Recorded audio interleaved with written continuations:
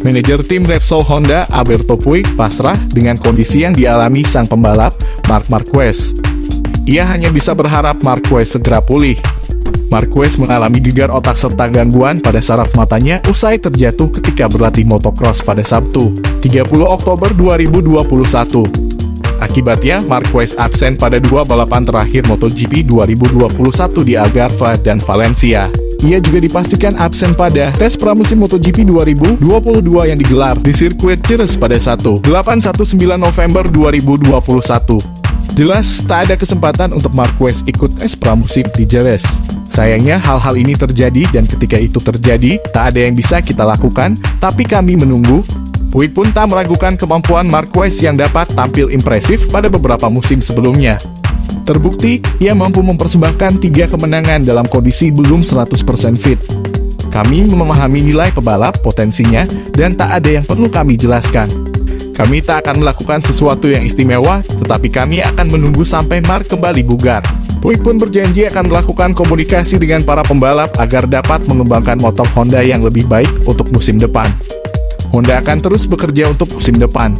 Dan ketika saatnya tiba, ketika sudah siap, kami akan menghadirkan motor yang menurut kami akan menjadi sintesis terbaik dari semua komponen yang dicoba dan diuji, dan dari semua informasi yang kami kumpulkan dari pengendara lainnya. Usai pensiun dari MotoGP, Jorge Lorenzo kembali membuka masa lalunya. Ia mengatakan ada penyesalan antara dirinya dan Ducati. Lorenzo hanya 2 musim bersama Ducati sebelum akhirnya pindah ke Repsol Honda. Saat bersama Ducati, Lorenzo mengalami kesulitan beradaptasi, tapi di tahun kedua ia mulai bisa kencang. Namun sayang Ducati tidak sabar melihat performa Lorenzo. Mereka menarik Danilo Petrucci yang lebih terbiasa membawa Desmosedici untuk menggantikan Lorenzo di musim berikutnya. Mereka pasti bertaruh banyak pada saya dan saya tidak langsung menang. Berpindah dari satu motor ke motor lainnya memang sulit. Sedikit demi sedikit saya mengubah gaya balap saya dan saya beradaptasi.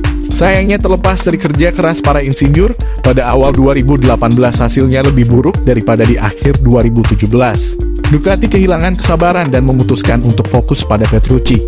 Lorenzo mengakui bahwa dia memiliki beberapa penyesalan, tetapi dia percaya bahwa Ducati yang lebih menyesal ketimbang dirinya.